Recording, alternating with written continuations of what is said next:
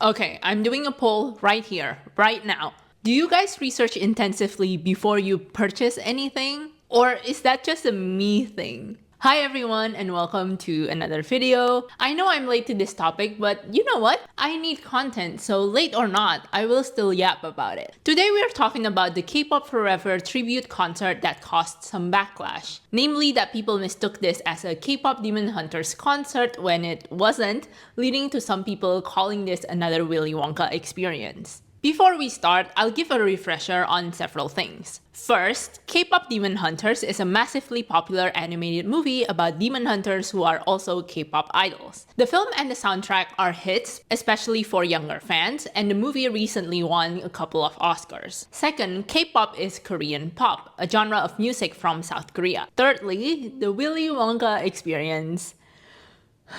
How do we even begin to talk about this one? So on February 2024, there was this exhibition or show in Glasgow that's supposed to be a chocolate factory experience. The experience was unlicensed and they tried to make it not as obvious for copyright reasons, but we know Willy Wonka was for sure the inspiration for the experience, because how many eccentric characters do you know have a chocolate factory? I'm just saying. And they're probably trying to capitalize on the Wonka movie that came out around the same time. When promoting this Willy Wonka experience, the event organizers, or maybe it was just like one event organizer, they used AI images and AI copywriting on their website, which unfortunately still tricked a lot of people into buying tickets. You can imagine what happened when people actually got to the location. Long story short, this Willy Wonka experience was a scam and it became a meme over how bad the whole situation was. There's so many videos and video essays talking about this, so I recommend you watch them if you're quite interested in them, because it's really interesting and it's also very, very crazy. Anyway, I hope this brief summary gives you a little bit of context on what we're going to talk about today. Without further ado, let me explain this K-pop Forever situation. K-pop Forever is a series of tribute shows that is currently touring and is planning to tour for the rest of 2026. It's a tribute show for the K-pop genre where the artists there will cover K-pop music from artists like BTS, Blackpink, Twice, and of course they will play songs from K-pop Demon Hunters. Doing tribute shows is a pretty common thing, I would say. There's a lot of Queen or Elvis tribute shows where people perform songs from the artist, but it's not the original artist performing. Usually this is done for artists that have passed away, but even then, artists who are still alive, you can still do tribute shows for them. In fact, in Australia, they often do K-pop tribute shows. One of my friends actually performed in one of them. The K-pop Forever show in Belfast specifically is the one that sparked this conversation, because a lot of parents brought their kids there thinking that the concert was a K-pop Demon Hunters concert, and they were surprised to see there were a lot of raunchy performances, and they didn't even perform songs from K-pop Demon Hunters until towards the end of the show, so they had to sit through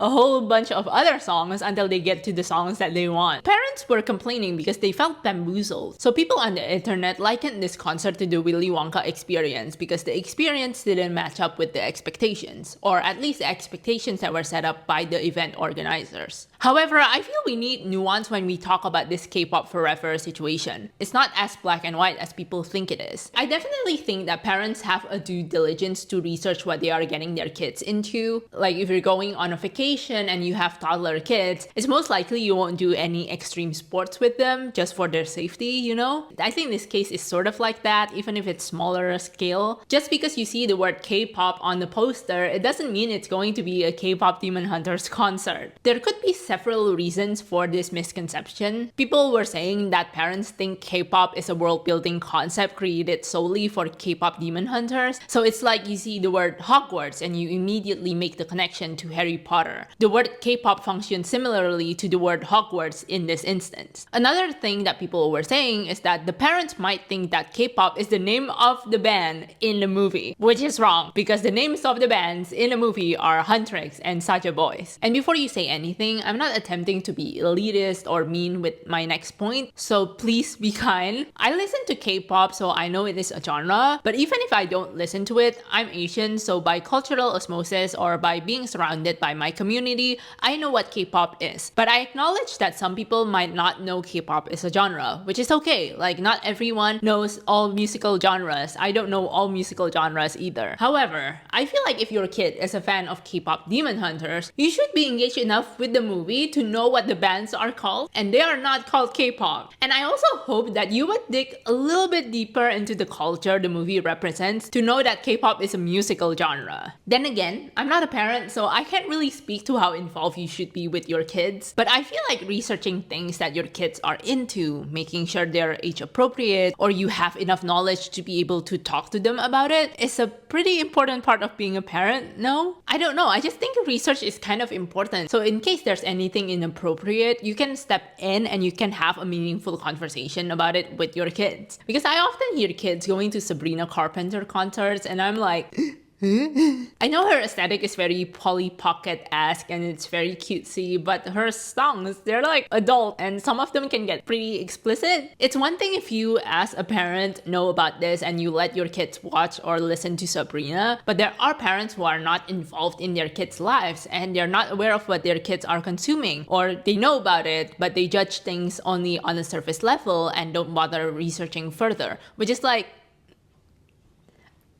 I don't know, like it's complicated, but I also would hope that you would do something about it. I don't know, like step in, make sure they're consuming things that are appropriate for kids. I don't know, I'm not a parent. I can't speak to any of this. And I know that the internet makes things much more complicated because you don't exactly know what your kids are getting exposed to with the internet. But I don't know, I guess the dream is that your kids would be comfortable enough to come to you and ask you about stuff so that you can, like guide them towards the right direction, make sure that, they're not exposed to things too young. I guess where I'm trying to get at from this point, I'm just advocating for research in general, for being curious about things. So if you see something and you want to take your kids into it, if you have the opportunity to not expose your kids to anything inappropriate too early, you should do it. And that could start from researching and making sure what they're consuming, making sure what you're taking your kids into is appropriate for them. I'm sorry if I'm stepping out of line. Again, I'm not trying to judge parents because I don't have kids. And I do think people on the internet can get harsh about parenting. And people on the internet also really love giving unsolicited advice. But again, I guess like just in general, I want people to be curious again. I want people to do research. I want people to not take things at a face value. I want people to dig deeper.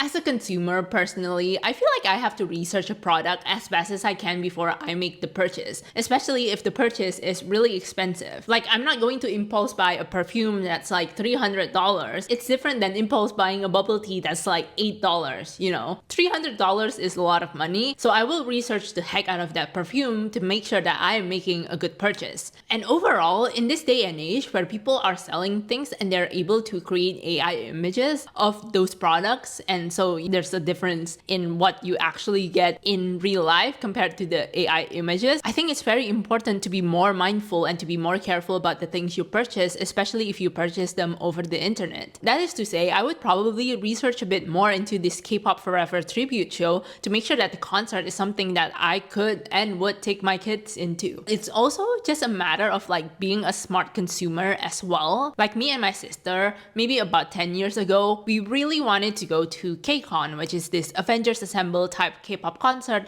where they have a whole bunch of artists performing. However, before I bought the tickets, my sister taught me maybe it's a good idea to research who is going to perform, to make sure we have enough artists that we like before we pay for the tickets. During this research, we saw that there's not a lot of artists that we're fans of, so we decided not to go. Sure, we can discover new artists, but we don't think it justifies the purchase. We might as well save up to watch a concert specifically for a K-pop artist rather than watching just like a snippet of their performance in this bigger set list, so we elected not to go. I feel what the parents should have done before they take the kids to this K-pop Forever show is they should have researched. Generally, it's good to research about things you are not familiar with, especially if you're going to purchase this product or services. On a side note, I saw this tweet on Twitter where it's like, this parent is complaining about the K-pop tribute concert because they're not playing K-pop Demon Hunters, and in the background, Twice is playing. And that's so funny to me because Twice is K-pop. But let's look at this from a different point of view. The marketing for this K-pop Forever show does evoke the aesthetic of K-pop Demon Hunters. Their main poster is reminiscent of this particular K-pop Demon Hunters poster that they also used for the soundtrack album cover art. So I see where people can mistake the connection because the posters look visually similar. In addition, they also use CGI characters on the posters instead of humans. And I sure hope that these characters are not AI generated. Anyway, they could have used pictures of the artists who are going to perform on the posters, or they could just like rely on the text, but they elected to use CGI characters,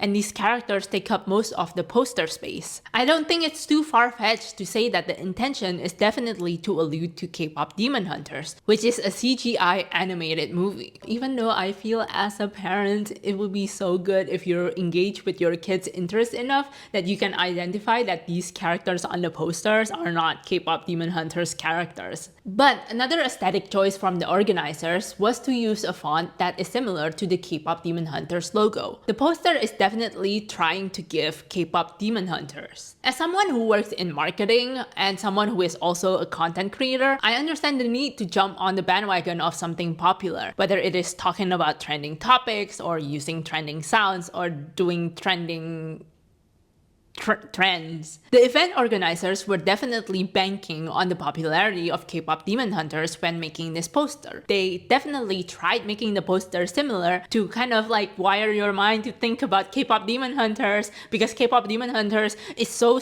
popular. So I understand why parents make the mistake. I would also add that the event is called the K-pop Forever Tribute, but the word tribute on the poster is very small. So for the parents who thought that the band in K-pop Demon Hunters is called K-pop, I can see why they thought it would be a concert for the movie. Because imagine if the poster says something like Katseye Forever or One Direction Forever or something along those lines. It's not that far-fetched to think that this is a concert to celebrate like, oh, you know what? They're forever. The band is forever. Yeah. But again, K-pop is not the names of the bands in the movie. But now let's look at another part of the marketing, namely the copy, which is like the description of the event. According to a BBC article, the description of the show on the SSE Arena's website did say, the concert features all live performances of smash hits including Blackpink, BTS, Twice, Soda Pop, Golden, and many more. So if you're to read the description, you would know that they won't exclusively play K-pop Demon Hunter songs. But hold on, please hold. Another criticism for this show was that it's not age appropriate, to which I see where the parents were coming from. Because apparently the concert was also described as the ultimate non-stop party for all ages. I understand why parents are upset, and people can point to this description in defense of the parents about the age appropriateness of the concert. This situation is complex. Generally, I feel there were a lot of moving parts that led to this misunderstanding, whether it is in the marketing or the lack of research or the unawareness of K-pop as a genre, and I feel uncomfortable attributing blame to just one party. The thing is, the internet loves to have binary distinctions. Things are incredibly black and white here. Someone has to be blamed for something that happened. But this is an instance where I think that everyone has a part in this misunderstanding.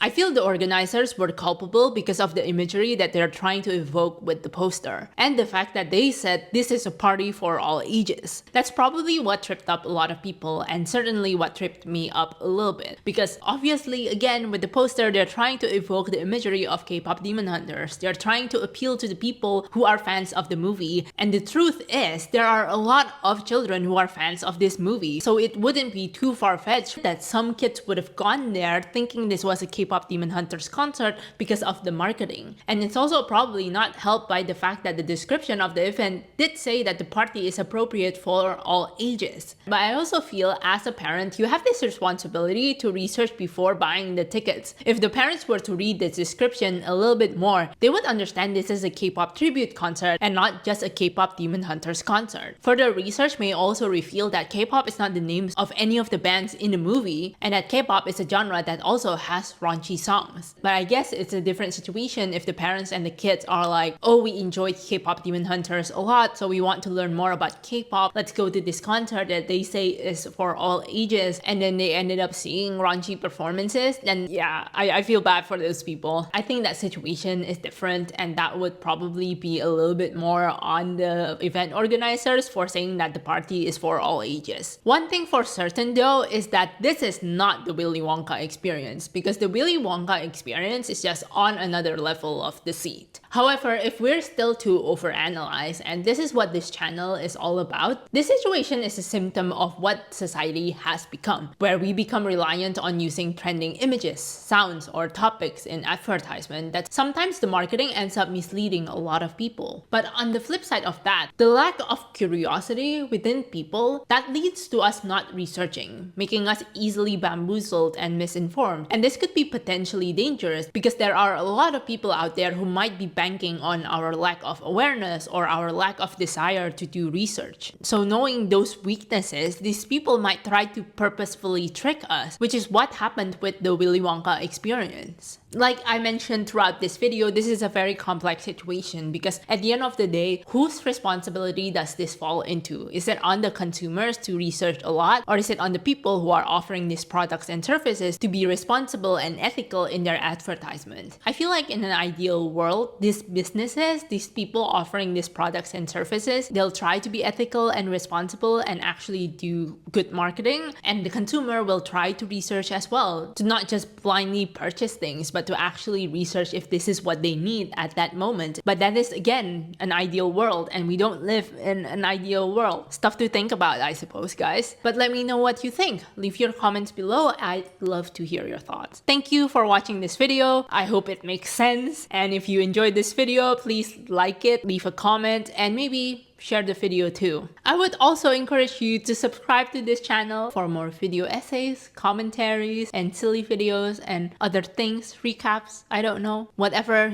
strikes as an inspiration for me, I suppose. But I don't really have anything else to say. How's everyone's week going? Apart from that, have a good day, night, dusk, dawn, middle of the night, really early morning, or really late night, or I don't know, maybe you were watching this at 3 p.m. in the middle of work, to which, shh, don't worry, your secret's safe with me. I'd actually love to know what time it is when you're watching this video. I want to know. Let me take a poll. I want statistics. I want demographics. Give me. Yeah, that's it from me. See you in the next video. I'm not entirely sure what is coming up next. It'll be hopefully fun. I'm so organized with this YouTube channel, guys.